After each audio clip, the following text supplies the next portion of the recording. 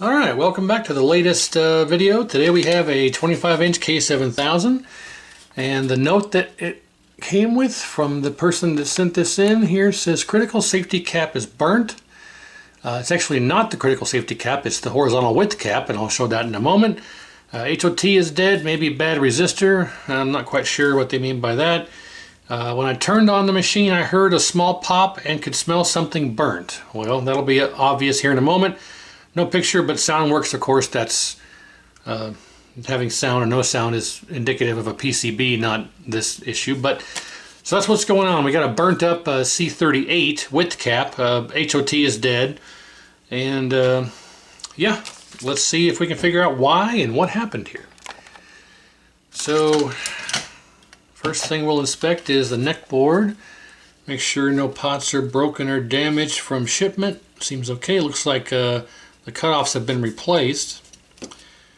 Otherwise it looks okay. The color drive resistors are a bit corroded, but nothing out of the norm.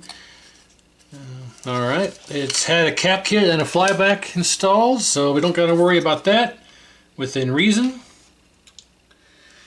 But the main culprit here is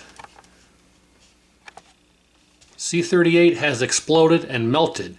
Now I can tell you, in all of my years of doing this, I have never seen this before.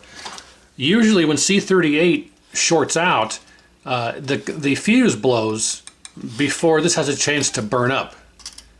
Oh geez, I'm flaking off the charred remnants here as we speak. And look at this. That is insane. I wonder if this is okay. Yeah, that's intact. All right. That is crazy. Oh, this must be the resistor they're referring to. Maybe possibly bad resistor could be this thing, but I don't think so.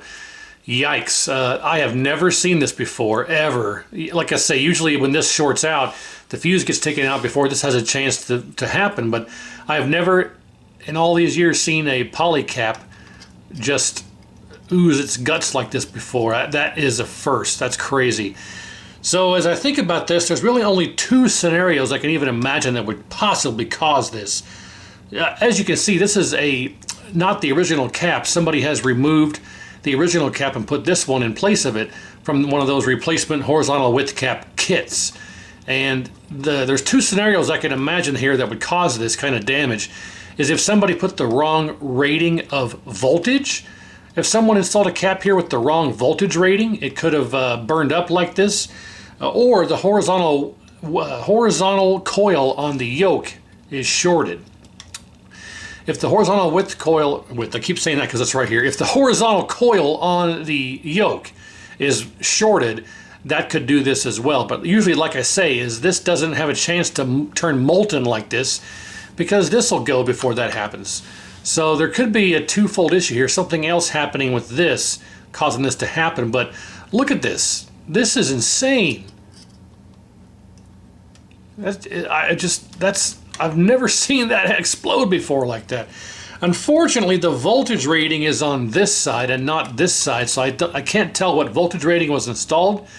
But if I go through all this and fix everything, get this thing operational, I need to get with the owner and say, you need to verify that your ohms reading on your horizontal coil for the yoke is within spec. Because if it's shorted, this will just happen again. The ohms reading on the horizontal coil for the yoke should be about 2 ohms, give or take, for the K7000.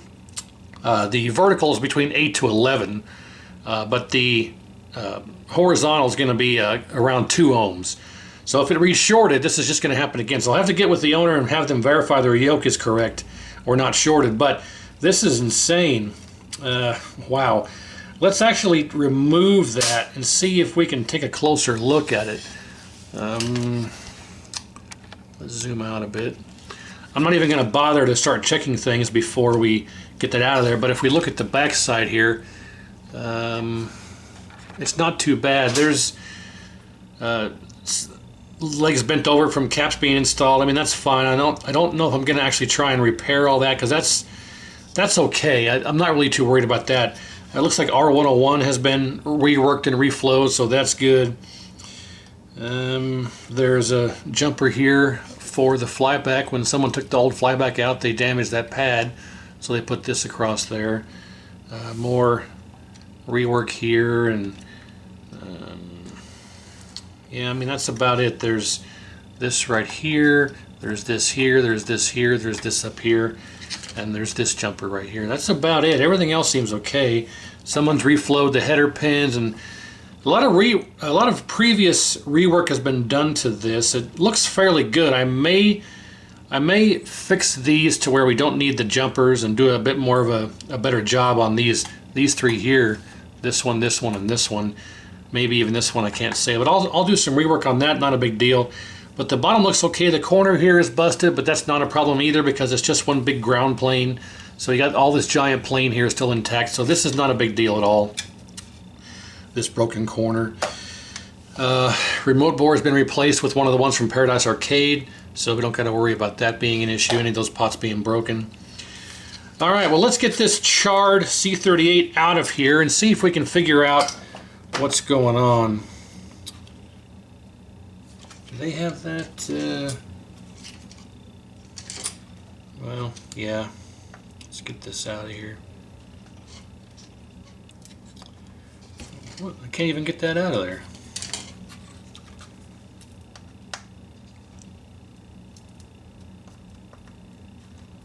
Is that stuck to the...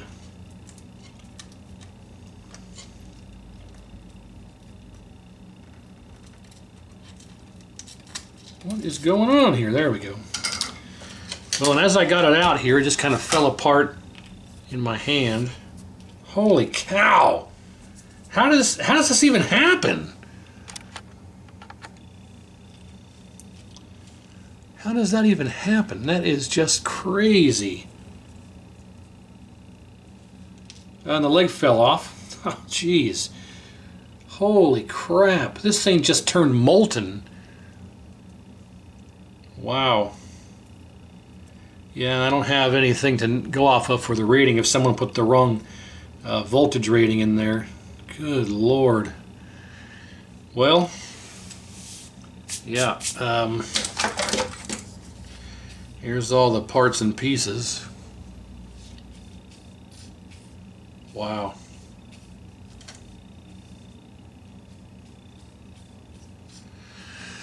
Okay, well, let's get the old refuse bin over here and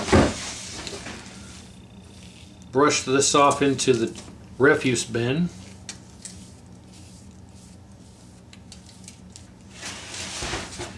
And let's see if we can kind of clean all this up a bit.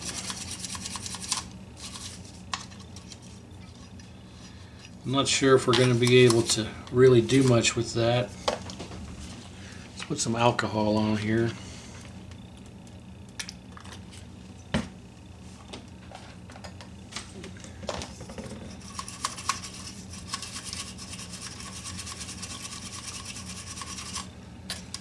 Nope, that's just charred on there.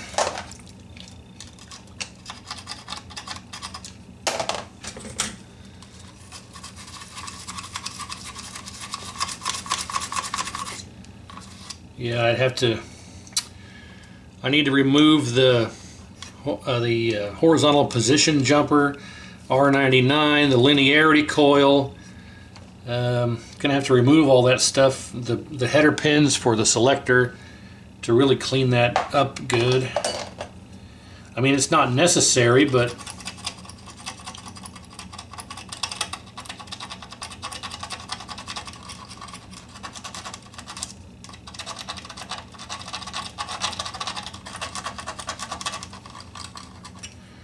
well, it seems to be working somewhat well.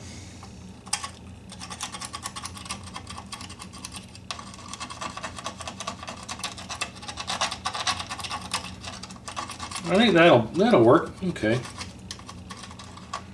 I think that should suffice. All right, I think that'll be okay. All right.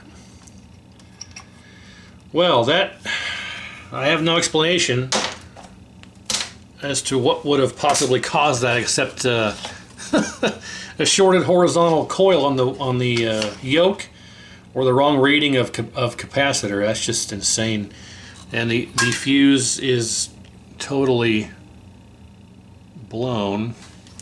I don't know if you can see on camera. I got a crappy camera, as I've mentioned many times, but I can see here in person the balls of the, there you can see those balls on there. They're melted, and if we do that and then go here, we got nothing. So fuse is bad, C38 is bad. Let's check our HOT diode mode, and HOT is shorted. So we'll yank that out of there. Now, of course, the critical safety cap C36 is also going to read shorted in circuit with the HOT being shorted. There you go. So here, you check this by going diagonal. So negative on this pad, this, this section here, this giant trace, we go to negative on that side, and you check caddy corner. So here we have a short, and you notice that it reads 0.018, and that's the same thing as the HOT. So the critical safety cap's going to read shorted if the HOT is shorted, and vice versa. So we got a short there, but this side reads okay. So that's because we have two separate caps in here. If we look, this is the setup with two separate caps, not just one single 4-leg cap. So that's why one diagonal reads short, the other one doesn't. So okay, we're going to have to pull out the HOT to verify that it's not a safety cap versus an HOT, but it's likely the HOT. And we'll check our voltage regulator, pins 3 and 4, negative on 3, positive on 4, should read about 160, I think. 150, close enough. So the voltage regulator is not shorted. If we go to ohms, it should read 180 ohms, and we get 178. And again, across 3 and 4, 178, because our red and blue wires go right to pins 3 and 4 of the vertical mounted regulator. The horizontal one, it's pins 1 and 4. All right, so I think we'll start with that. We're gonna have to yank out. Oh, I gotta clean off all this black burned mess here. It's all over the workspace. Let the yank out that HOT and see if our safety cap is shorted, or see if it's the HOT that's bad. And it's not likely that well, I guess it could be likely, but it's less likely that the cap was the wrong voltage rating compared to a faulty yoke or shorted yoke. But as I'm saying that, I didn't check D18. Let's make sure D18 isn't shorted, because that could cause that problem. D18 is not shorted. That's this guy right here, and that goes across the horizontal circuit as well, so that's okay. Yeah, the longer I think about this, the more I am curious about the yoke being the problem. But again, I just noticed this. Someone's done a lot of repair work on the remote board, and it looks like they've got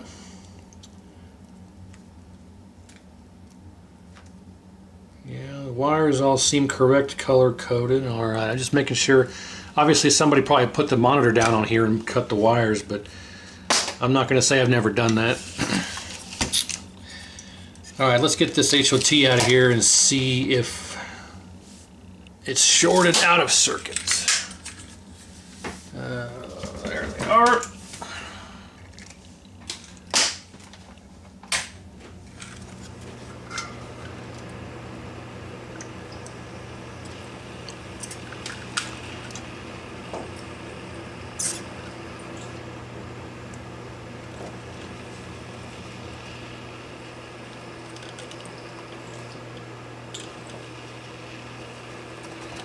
This is absolutely the original HOT. No one's ever taken this one out.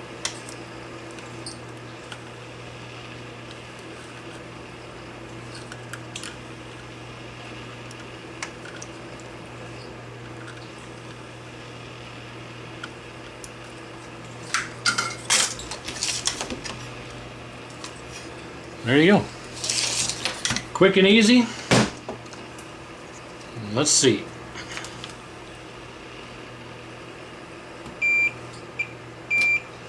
Come on, you rascal.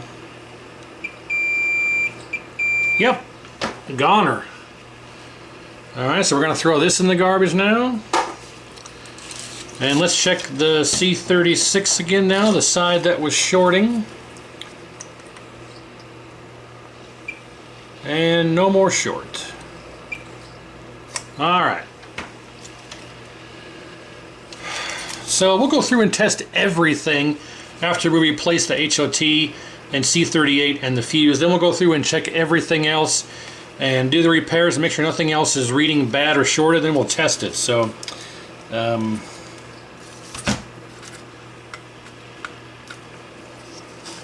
there's no wires broken off that I can see for the remote board, although this one's a bit iffy. It's not broken off. The rest of them all seem okay. Alright, well, yeah, let's get that HOT and width cap replaced.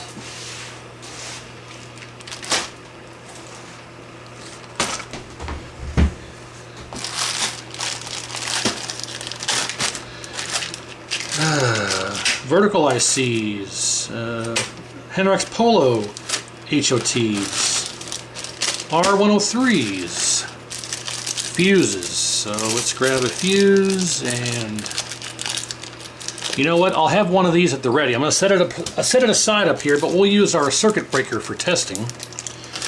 And HOTs.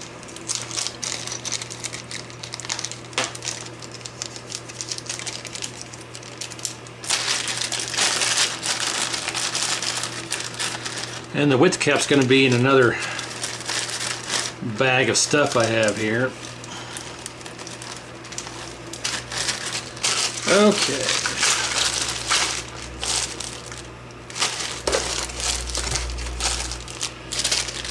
There we are. And we're going to put an original factory cap back in there. 0.394 is the rating it should be in there. And as we see here, we've got 200 volt 394J. So this is an original factory cap from a K7000 that I robbed from one that became a parts chassis. So we'll throw this in there along with HOT, and then we'll test all the other components, and then we'll fire it up and see what we get. And if it works right out of the gate, because this happened as soon as they turned on power, it popped, blew up. Assuming this turns on and operates after we do all of our work here, then we can probably assume it's okay. And it could be an issue either with the yoke being shorted, the horizontal coil on the yoke shorted, or just someone put the wrong rating of capacitor in. I can't say, but we need to get the pads here opened up.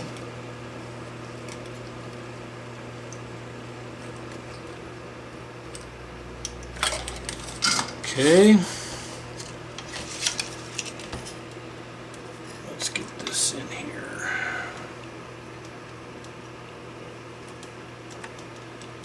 Alright, C38 is installed.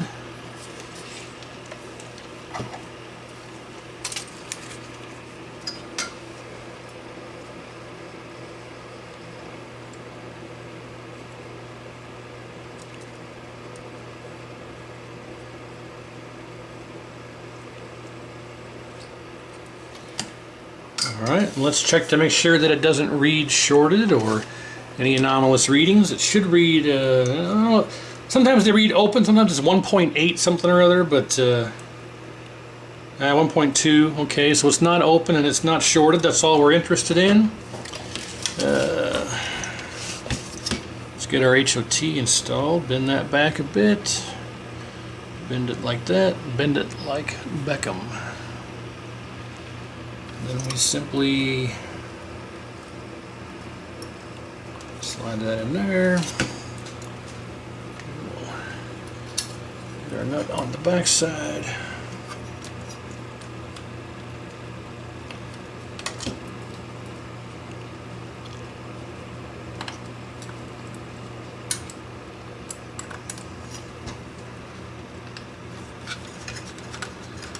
Again, you don't want to over tighten this. Just as soon as it gets snug, as soon as it's snug, that's all you need. You don't want to over tighten it. Okay, make sure it's not touching the frame, and it does not appear to be, but I'm going to give it a little bit of a bend here. There we go. That's good.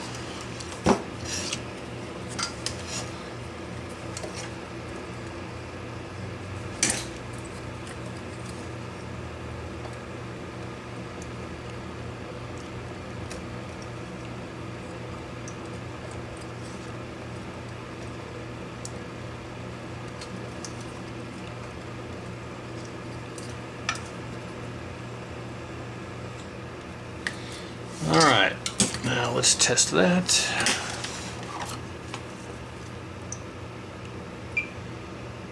.5 and 0.5. Alright.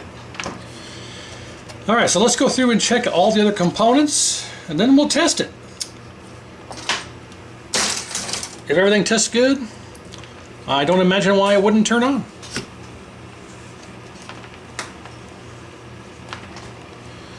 Alright, so let's test our rectifier diodes. Good. Good. Good. Well.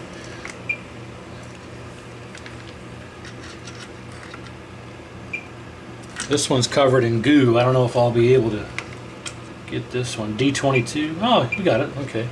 Okay, rectifier diodes are all good. R104 should be 15 ohms and 15.2. R103, this guy here, should be 2.7. If we go to here and then the center, we get, that's high. 2.9, okay, so that's all right. R101 should be around 5K in circuit. What is your malfunction? Oh, 25 mega ohm. Let's check the backside. Ah, there we go. Okay, yep, 5K. R101's good. R88 should be about 1.8K, if I'm not mistaken. 1.8, and then R96 should be the same. 1.8. R89 should be 3.9. Yep. 270 for R97. 270 on the nose. Pretty much. Alright, let's check. We know C38's good, C36s are good, HOT is good, voltage regulator is good. We'll test D13 and D14. And that'll about wrap it up, and then we'll fire it up, assuming those are good. D13 is further back, and D14 is closer. So D13, we have to read it this way. Oh, I'm a dummy.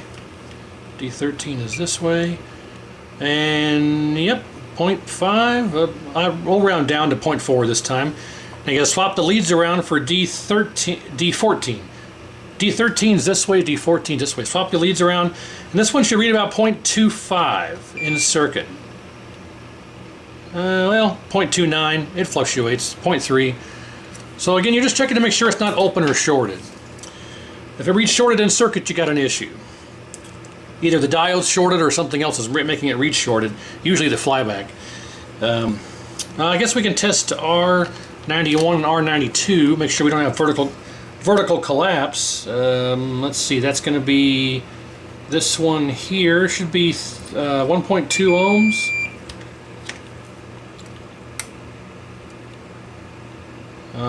Yep, the other one is right here. I gotta get a better connection here. 1.5, close enough. And those are the two resistors that reside back in here for your vertical circuit off the flyback. We can check the vertical IC to make sure that no pins read shorted except pin number 1.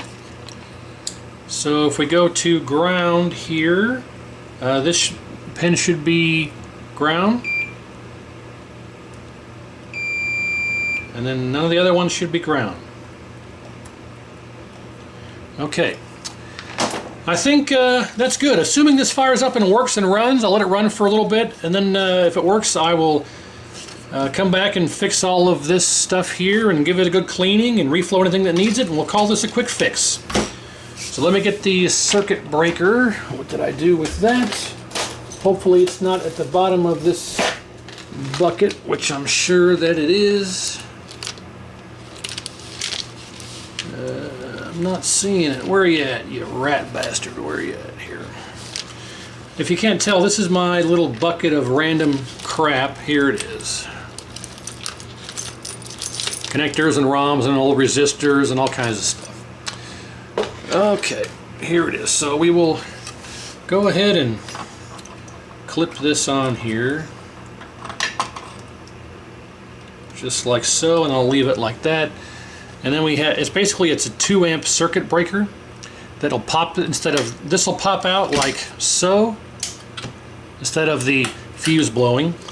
This saves fuses when troubleshooting, and also the part number is 7277-2-2. I don't know if you can see that. Let's just remove it. 7277-2-2. And the dash number is the rating. So if you need a 3 amp, it's -2-3. 4 amp is -2-4, so on and so forth.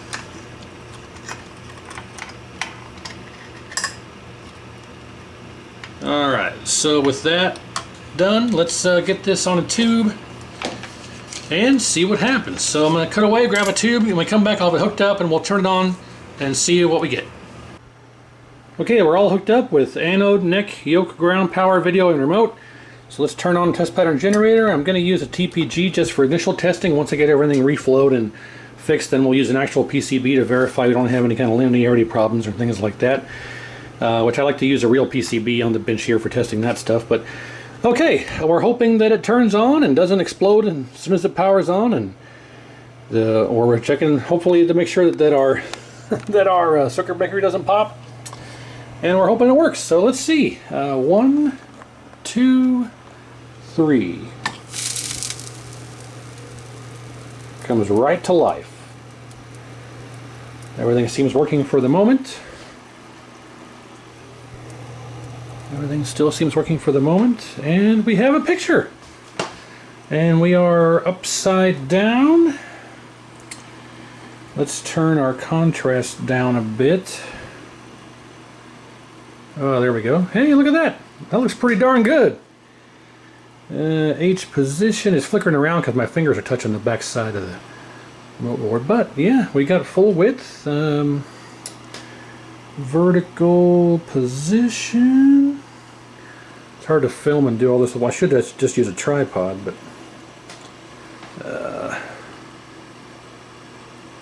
well, I think our 50-60 hertz pot's going to need adjusted because we're tearing down there.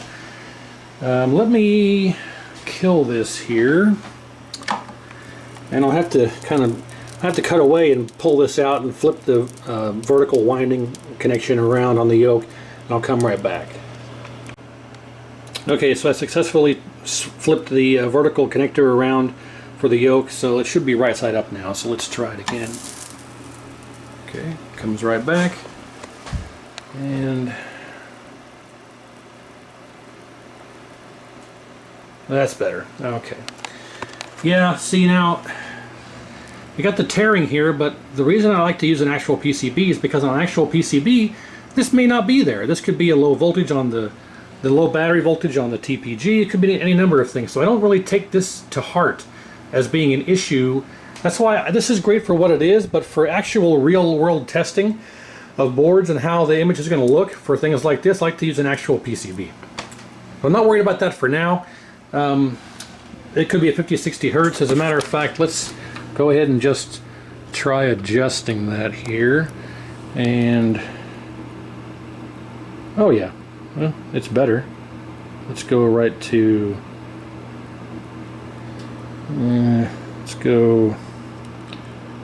let's leave it right there, and then we can adjust our vertical position and stuff. Anyway, not worried about that. It's working. So I'm going to leave this for about half an hour, make sure nothing blows up, explodes, melts, things like that. Assuming that's all okay, I'm going to tear it down, and then I'll do all the rework to it, fix the legs bent over on capacitors, fix the traces, do a reflow. I'll show all that work off, clean it up, and all that jazz, and we'll show everything how it looks, and then we'll get it back on the tube, do one final test, and call it a successful repair. So stand by. Alright, so it ran for about half an hour with no problems, so I took it off the tube and got the top cleaned up a little bit more, and then I got all of the reflow and rework and cleaning done on the bottom side. I got those jumpers removed, and I cleaned off the traces and just soldered the points and legs to the traces, as opposed to having to have the legs folded over and soldered to the next pad. So I got that all complete. I got all of the, like I say, all the reflow complete, everything that needed it, all the normal spots.